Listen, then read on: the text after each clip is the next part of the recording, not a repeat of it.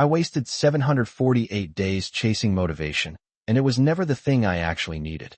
For 748 straight days, I treated motivation like it was oxygen, like if I could just breathe in enough of it, I would finally become the man I thought I was supposed to be.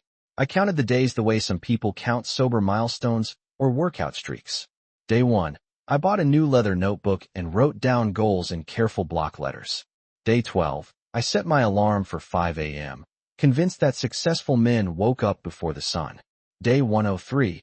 I had read 17 books on discipline, focus, and high performance. By day 300, my YouTube recommendations were nothing but morning routines, productivity hacks, and men half my age talking about optimization like it was a moral obligation. I'm Daniel Harper. I'm 58 years old. I have salt and pepper hair, a gray button-down shirt I wear more often than I admit, and a voice that sounds calmer than I usually feel. 2 years ago, I looked in the mirror and saw a man who had done most of what he was supposed to do. I built a steady career in logistics. I paid off a 2,400 square foot house in the suburbs. I raised a daughter who now lives 3 states away. On paper, nothing was falling apart, but inside, something felt unfinished. I wouldn't have called it a crisis. It was quieter than that. It was the kind of feeling that shows up on Sunday evenings when the house is still and you realize no one is waiting for you to become anything more than you already are. I told myself I just needed a spark. More drive. More hunger. That's when I found the world of motivation. It felt clean and structured. Wake up at 5 a.m., drink cold water. Read 10 pages. Journal your intentions. Track your habits. Push harder. I liked the certainty of it. If I wasn't where I wanted to be, it wasn't fate or age. It was effort. And effort was something I could control. So I leaned in. I turned my garage into a small gym. I printed out quotes and taped them above my desk. I measured my days and output. If I finished a project early, I didn't relax. I asked what else I could improve. I cut back on television. I replaced it with audiobooks about grit and resilience. For a while, I felt powerful. Not happy exactly, but charged. Like a machine running at full capacity. Friends would ask how I was doing, and I'd say, good. Staying disciplined. I wore that word like a badge. But somewhere around day 400, I noticed something I didn't want to admit. The more I tried to optimize my life, the less I actually felt it. I would sit at my kitchen table at 5:30 in the morning, the house dark, a mug of black coffee in my hands, and instead of clarity, I felt pressure. If I missed a workout, I felt weak. If I slept in until 6:15, I felt behind. If I spent an afternoon doing nothing, I felt guilty. I told myself that discomfort meant growth. That's what all the speakers said. Pain is progress. Resistance is the path. But late one night, scrolling through another video about crushing your excuses, I felt something shift. Not anger. Not rebellion. Just a quiet question. What if I wasn't unmotivated? What if I was just tired of trying to earn my own approval? That thought stayed with me longer than any quote ever had.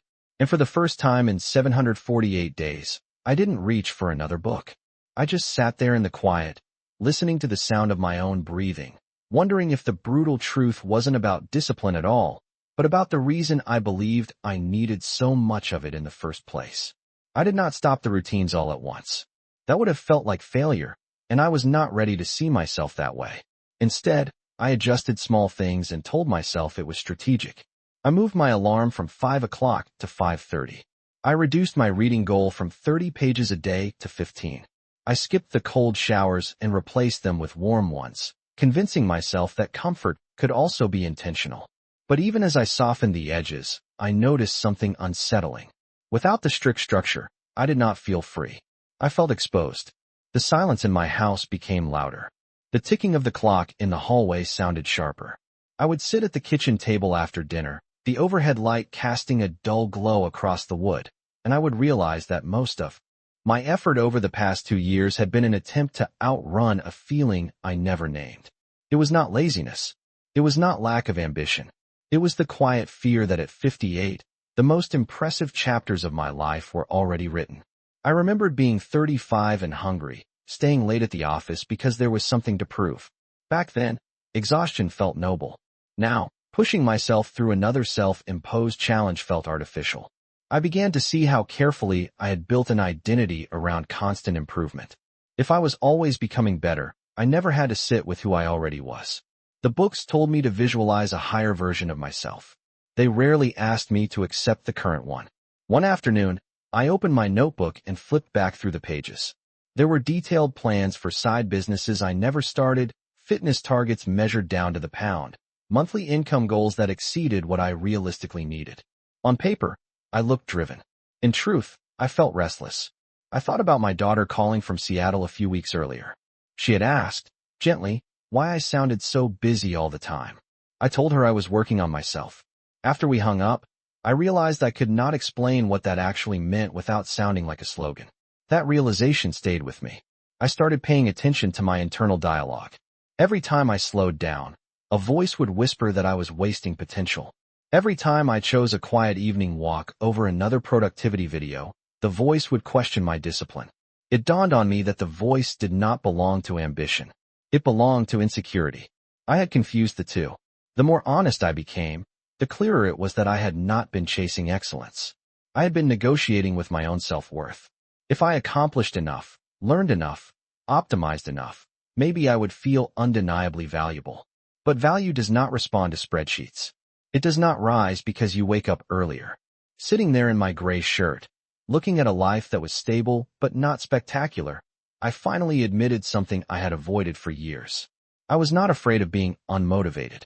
I was afraid of being ordinary, and no amount of morning routines could solve that.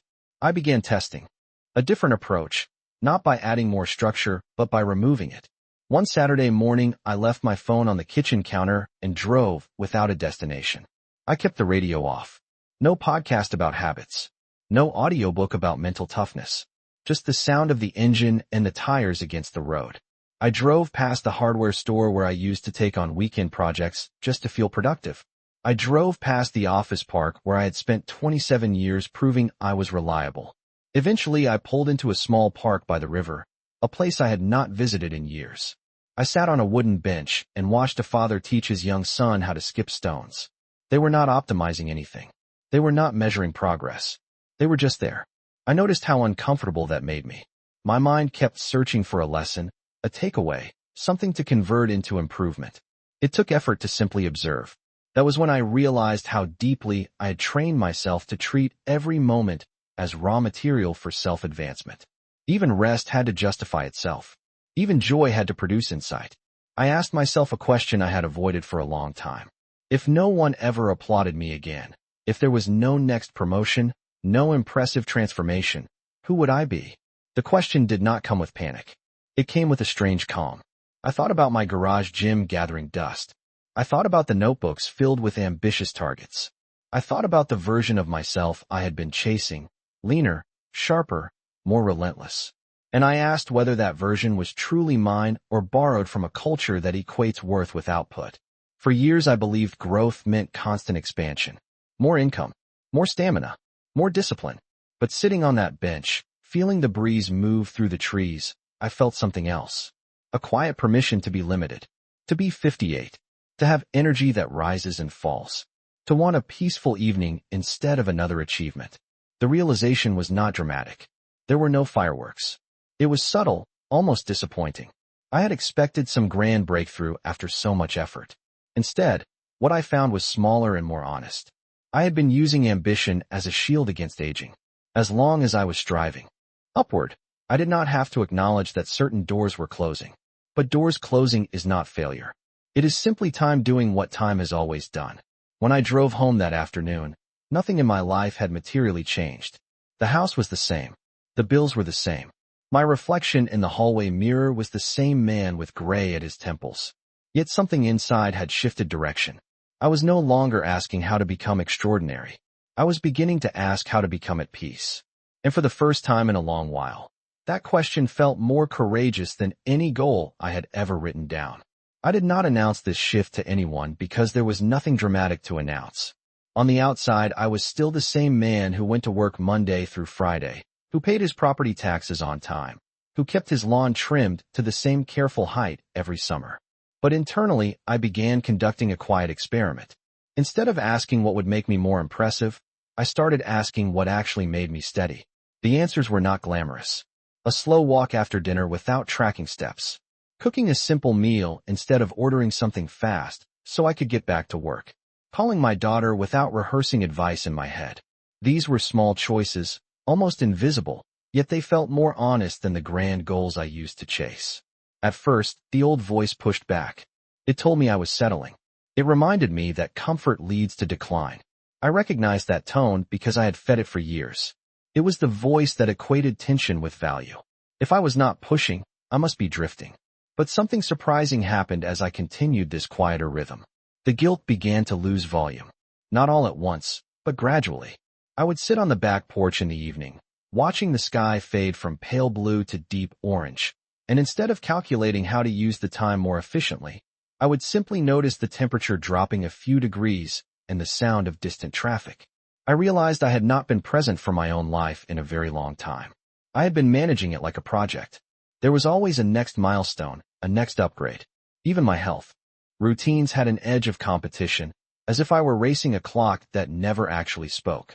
The more I reflected, the clearer it became that I had mistaken intensity for meaning. Intensity feels powerful. It gives the illusion of forward motion. Meaning is quieter. It does not demand applause. One evening I opened my old notebooks again, not to plan, but to observe. I read the goals I had written in neat ink and felt compassion instead of pressure. That man was not foolish. He was afraid. Afraid that slowing down meant disappearing. Afraid that without constant proof of growth, he would become irrelevant. I understood him because he was still me. The difference now was that I was no longer willing to let fear dictate the pace of my days. I began to see that discipline is not the same as self-respect. You can wake up at 5 in the morning and still feel unworthy. You can achieve measurable progress and still avoid yourself. The shift was subtle but firm. I was no longer chasing a superior version of Daniel Harper. I was learning to sit beside the current one without immediately trying to improve him. And in that acceptance, I felt a steadiness that no motivational routine had ever given me. The deeper I moved into this quieter way of living, the more I began to see how much of my identity had been constructed around striving. For decades I introduced myself through what I did. I was a provider, a manager, a man who handled responsibility without complaint. Even my hobbies had a competitive edge. If I ran 3 miles, I tracked the pace.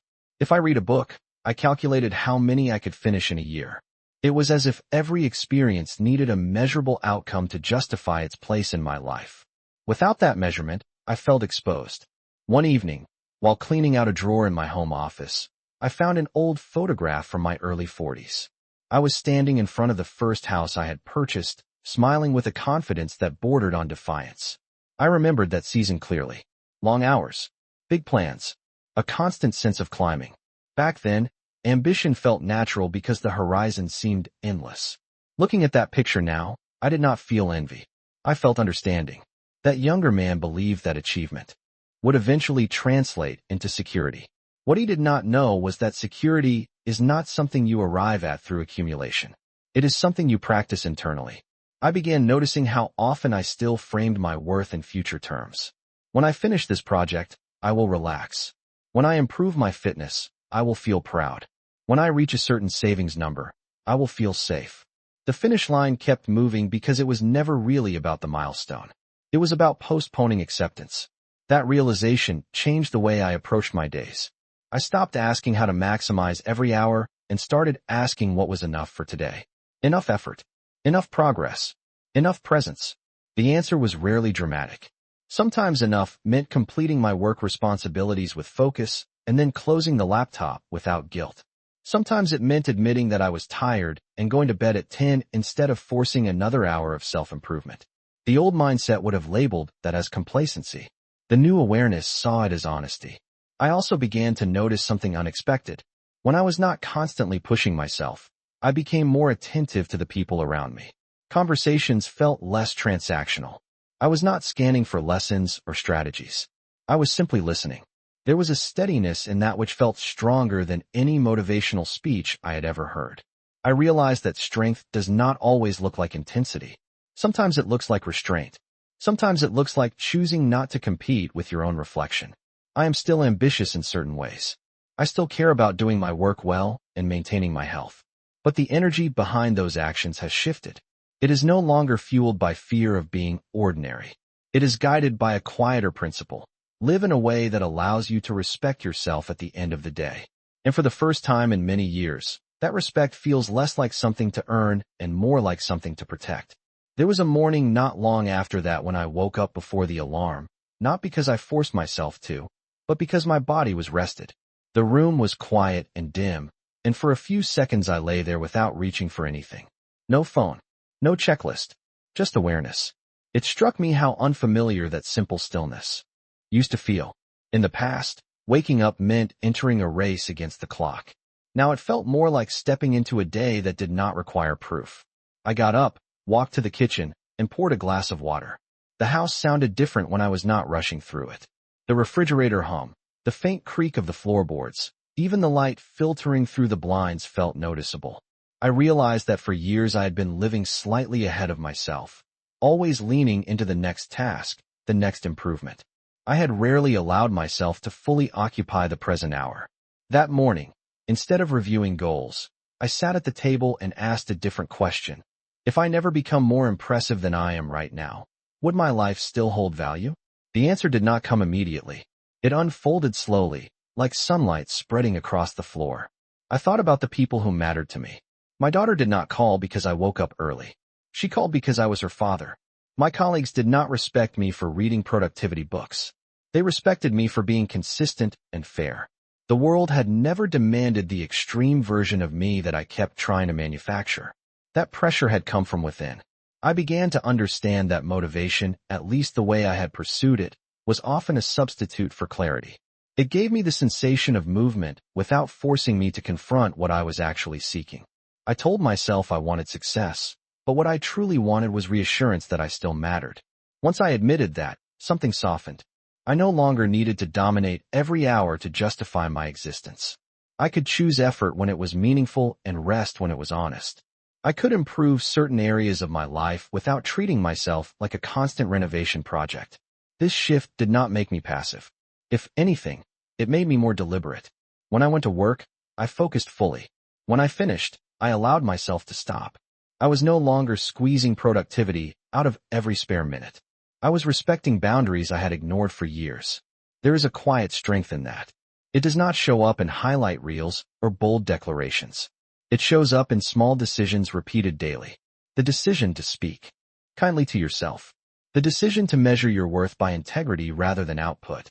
As I moved through that season, I realized that the real discipline I needed was not about waking up earlier or pushing harder. It was about telling the truth to myself, even when that truth was simple. I am enough as I am, and from that place, I can choose how to grow without fear driving the process. As this new awareness settled into my daily life, I began noticing how often the world around me still operated on the old script. Every advertisement promised transformation. Every article hinted that I was one habit away from becoming exceptional. Even casual conversations with friends drifted toward upgrades, investments, performance metrics. I did not judge it the way I once might have. I understood it. I had lived inside that mindset for years. It feels productive. It feels responsible. But I could now see the subtle tension beneath it. The assumption that who we are today is merely a draft version waiting to be corrected. One afternoon at work, a younger colleague asked me how I stayed motivated after so many years in the same field. I paused before answering. The old version of me would have offered a structured formula. Set goals. Track progress. Outwork your competition. Instead, I told him something simpler. I said I focus on doing the task in front of me well, and then I go home. He looked slightly confused, as if he expected something more sophisticated. I recognized that look because I used to wear it. We are conditioned to believe that meaning must be dramatic, that growth must be visible. But I have learned that consistency without self-rejection is far more sustainable than intensity fueled by insecurity. There is a quiet freedom in no longer needing to outperform your past self every single week. I still plan. I still care about improvement. But I no longer attach my identity to the outcome. If a project succeeds, I appreciate it. If it falls short, I evaluate it without turning the result into a verdict on my worth. That distinction has changed the emotional texture of my days. There is less internal noise, less urgency. I sleep more deeply. I wake up without immediately assessing what I must conquer. I have also become more patient with the limitations that come with Age. My energy is not what it was at 35, and that is not a flaw. It is a fact. Accepting that fact has brought more stability than fighting it ever did. I no longer measure my relevance by how hard I can push. I measure it by how honestly I can show up. When I look in the mirror now, I do not see a project under construction. I see a man who has lived, learned, stumbled, adjusted. There is dignity in that. The culture around me still celebrates constant acceleration. I am no longer interested in accelerating for its own sake. I am interested in alignment. Alignment between my effort and my values. Alignment between my pace and my season of life. That alignment does not make headlines. It does not generate applause, but it creates something far more valuable than motivation ever did. It creates steadiness. And at this stage of my life, steadiness feels like strength. There was a time when I believed that if I could just find the right system, the right framework, the right sequence of habits, everything inside me would finally click into place. Now I see how much pressure I placed on myself to engineer a perfect internal environment. What I did not understand back then was that life is not a machine to be optimized. It is something to be experienced in real time, with all its limits and imperfections. Over the past few months, I have started paying attention to what actually brings a sense of quiet satisfaction at the end of the day. It is rarely the big accomplishments. It is usually something simple. Finishing a task at work with care instead of rushing through it. Taking a 30-minute walk in the evening without checking my pace. Calling my daughter and listening without trying to fix or guide. These moments do not look impressive from the outside, but they leave me feeling grounded. I have also become more comfortable with boredom. That used to terrify me. An empty hour felt like wasted potential. Now I see that boredom is often just space. Space to think without consuming more input. Space to let thoughts settle instead of constantly stimulating them. I no longer fill every drive with podcasts. Sometimes I let the silence ride with me. At first it felt unfamiliar, almost uncomfortable. Then it started to feel honest. In that quiet, I noticed how often I had been chasing an image of myself rather than living as myself. The image was sharper, more disciplined, more relentless. But it was also tense. The man I am now feels steadier. Not extraordinary. Not transformed into something dramatic. Just aligned. I still have goals. I still make plans. But they are no longer attempts to outrun insecurity. They are expressions of interest and curiosity. If I improve my health, it is because I want to feel strong enough to enjoy the next decade. If I learn something new, it is because it engages my mind, not because I am trying to prove I am still relevant. That shift has made my efforts lighter. I do not carry them like armor anymore. I carry them like tools, useful but not attached to my identity. The most surprising part of this journey is how ordinary the conclusion feels. There was no dramatic breakthrough, no single revelation that changed everything overnight. It was a gradual recognition that I had been negotiating my worth through performance. Once I stopped negotiating, the urgency faded. I am still the same man with gray at his temples and responsibilities on his shoulders. The difference is internal. I no longer wake up feeling behind. I wake up aware that this day, exactly as it is enough to inhabit fully. And that realization, simple as it sounds, has given me more stability than all the motivation I once consumed.